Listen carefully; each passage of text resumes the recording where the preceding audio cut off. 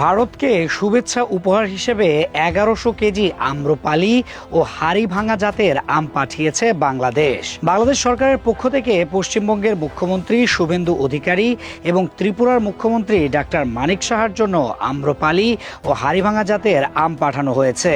মঙ্গলবার বেনাপোল ও আখাউড়া স্থলবন্দর দিয়ে এসব আম কলকাতায় বাংলাদেশের উপ হাইকমিশন এবং আগরতলায় বাংলাদেশের সহকারী হাইকমিশনের প্রতিনিধিদের কাছে হস্তান্তর করা হয়। এর মধ্যে ৫০০ কেজি আম পাঠানো হয়েছে কলকাতার জন্য এবং ৬০০ কেজি আগরতলার জন্য। দুই মুখ্যমন্ত্রীর জন্য ১০০ কেজি করে আম বরাদ্দ রাখা হলেও বাকি ৯০০ কেজি দুই রাজ্যের বিভিন্ন বিশিষ্ট ব্যক্তি ও উচ্চপদস্থ কর্মকর্তাদের মধ্যে বিতরণ করা হবে। তবে এই সিদ্ধান্তকে ঘিরে সামাজিক যোগাযোগ মাধ্যম সহ বিভিন্ন মহলে উঠেছে প্রশ্ন, এমন সময়ে এই ধরনের শুভেচ্ছা উপহার আসলেই কতটা যৌক্তিক? দীর্ঘদিন ধরেই তিস্তার পানি বন্টন, সীমান্তে বাংলাদেশি হত্যাকাণ্ড, বাণিজ্য বৈষম্য এবং বিভিন্ন দ্বিপাক্ষিক অমীমাংসিত ইস্যু নিয়ে দুই দেশের সম্পর্ক আলোচনায় রয়েছে।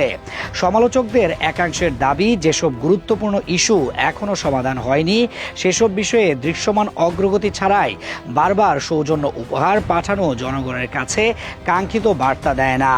অন্যদিকে কূটনৈতিক বিশ্লেষকদের মতে রাষ্ট্রের মধ্যে উপহার বিনিময় নতুন কোনো ঘটনা নয়, এটি আন্তর্জাতিক সম্পর্কের একটি প্রচলিত কূটনৈতিক রীতি, যার মাধ্যমে সৌহার্দ্যপূর্ণ পরিবেশ বজায় রাখার চেষ্টা করা হয়।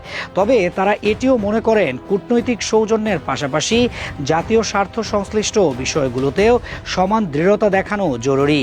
কারণ জনগণ শুধু প্রতীকী বন্ধুত্ব নয়, বাস্তব অর্জনও দেখতে চায়। ফলে ১১০০ কেজি আমের এই উপহার এখন শুধু একটি কূটনৈতিক সৌজন্যের ঘটনা নয়, বরং তা পরিণত হয়েছে জনমতের আলোচনার বিষয়েও।